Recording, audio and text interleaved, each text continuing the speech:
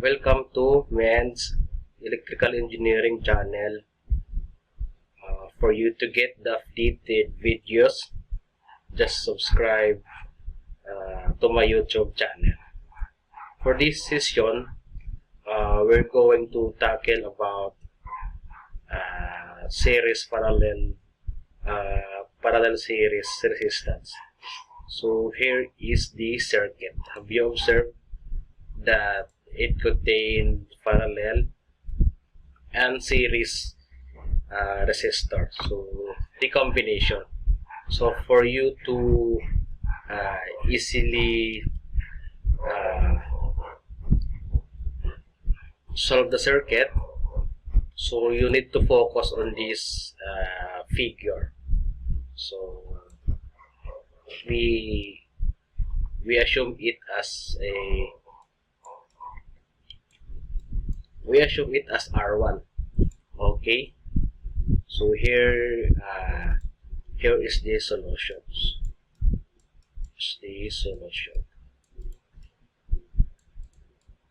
Okay, solving for R1. So we have, these two resistors, 20 ohms and 30 ohms, are connected in parallel. So the equation will be, this is 1 over 20, then plus, this is 1 over 30. And then the answer is, you have your calculator. The answer is 1 over 20 plus 1 over 30. So we have 12 ohms.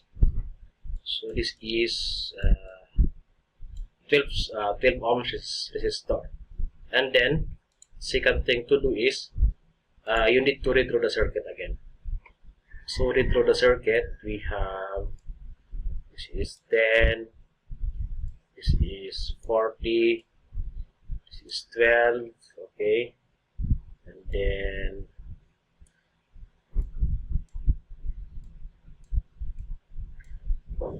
they are connected parallel, and then this one, this is A, this is V.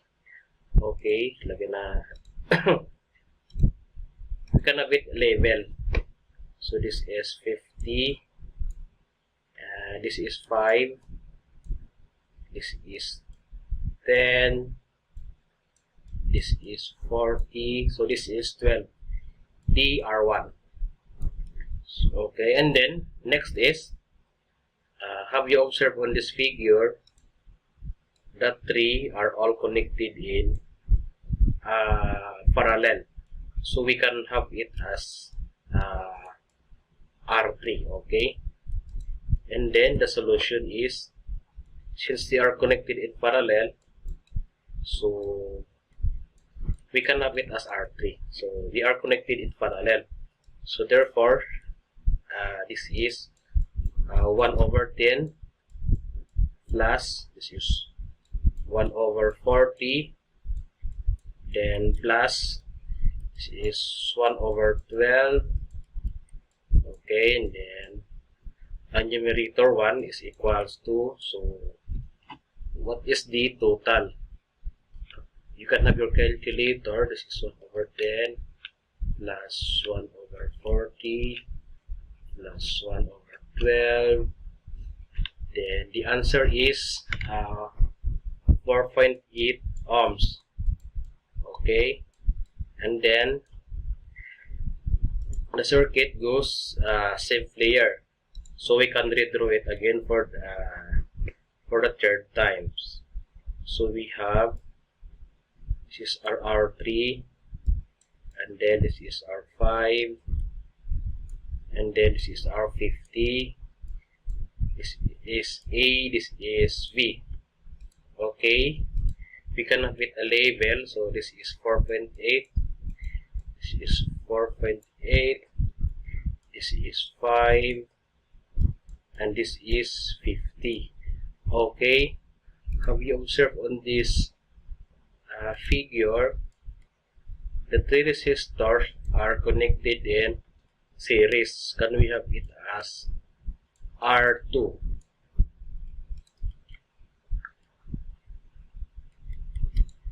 So, or R2, so we can have it as REV, the total resistance. So since they are connected in series, so this is the solution. We can have it as R2. This is 4.8 plus 5, then plus 50. Okay, and then get the total resistor. 4.8 plus 5 plus 50. So we have an answer of 59.8 ohms.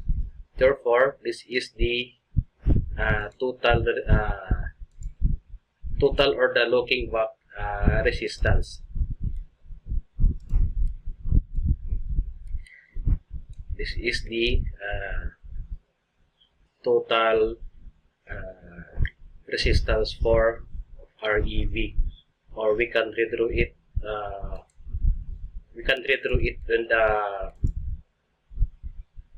In the circuit. So we have. So this is okay.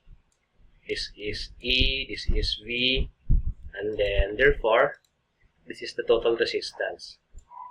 This is 59.8 ohms. This is the current. So therefore, we can have it as total equivalent circuit resistance. And then, so therefore, this is now the final answer.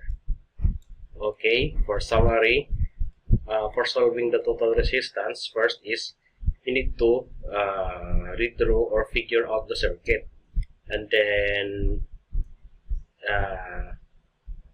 if they are connected in parallel, so reduce it into series, so you can have the simplified circuit, and then apply the theory of series and parallel.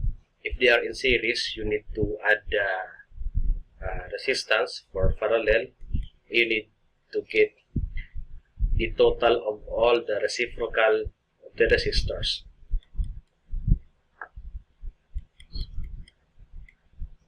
So for now, thank you for listening. So